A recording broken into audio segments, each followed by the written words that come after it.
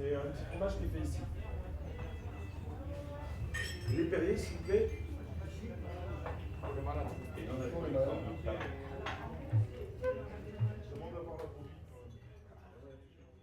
Et le premier jour d'ouverture, bien sûr, un stress énorme.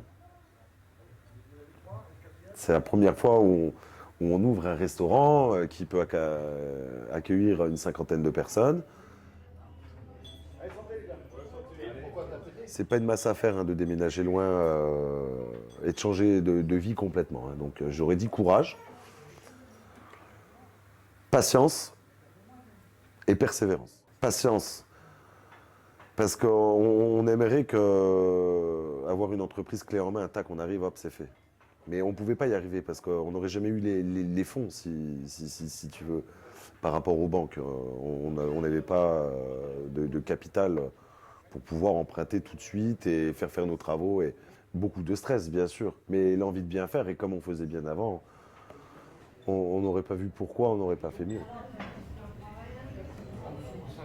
Mes beaux-parents venaient régulièrement en vacances ici. Et donc, on fait découvrir la région à leurs enfants. Et leurs enfants m'ont amené ici en vacances. Quoi. Et c'est vrai que le cadre est tellement magnifique, la nature, sa végétation, enfin voilà, c'est grandiose. Alors, combien de menus du jour? 4. Avant, j'étais soudeur chez Renault. Et un grand ras-le-bol général m'a fait prendre la décision de changer complètement de vie.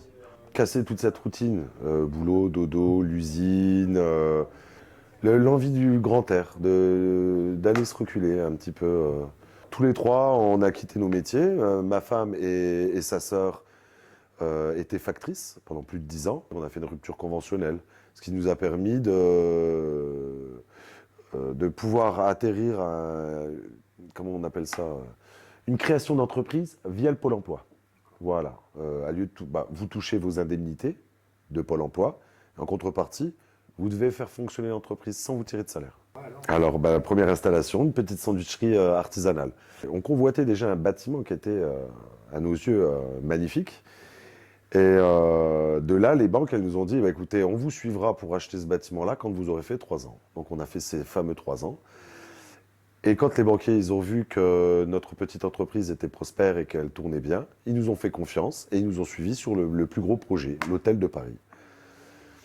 Et de là, on a racheté un bâtiment qui était fermé depuis plus de 20 ans, un bâtiment historique, parce que ses premières pierres ont été posées en 1641. Et c'est vrai que c'était assez triste de voir ce bâtiment recouvert de glycine. Il avait vraiment souffert, quoi, ce bâtiment. Les plus beaux traits de ce métier, c'est la convivialité, c'est le fait de pouvoir partager des histoires, de la nourriture, à boire, avec des gens qui viennent du monde entier. Et je trouve ça juste magnifique, quoi.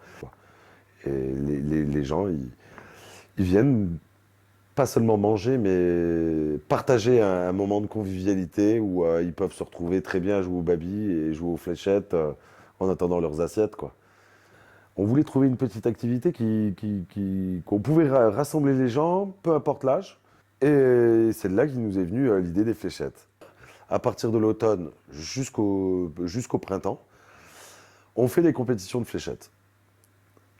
En Lozère. On joue le championnat de Lozère et ça se passe comme les matchs de foot. Il y a les matchs aller, les matchs retour. Et donc on se dispute entre bars. Donc voilà, on rassemble les gens. On a 16 licenciés. C'est-à-dire que tout le monde peut réaliser son rêve, mais à la condition de s'en donner vraiment les moyens. Voilà, on ne part pas comme ça sur un coup de tête, dire tiens, je lâche mon métier et je me barre et je fais ça et j'y vais avec le baluchon. Non, ça se calcule vraiment. Aujourd'hui,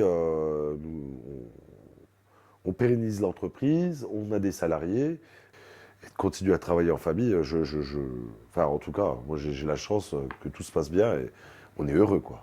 Aujourd'hui, le seul stress qu'on doit gérer, c'est nos services et notre restaurant, quoi. Sinon, le reste, tout va tout seul. Quand on a un environnement comme celui-là, je pense qu'il y a pire hein, le matin pour boire son café, quoi. Merci messieurs. Je vous envoie les entrées d'abord et après on va les plats. Merci. Et on se fera l'essence. pense qu'on fera le rajout. Voilà. Non, mais là, par contre, je vais suivre. Moi, je vous amène à cette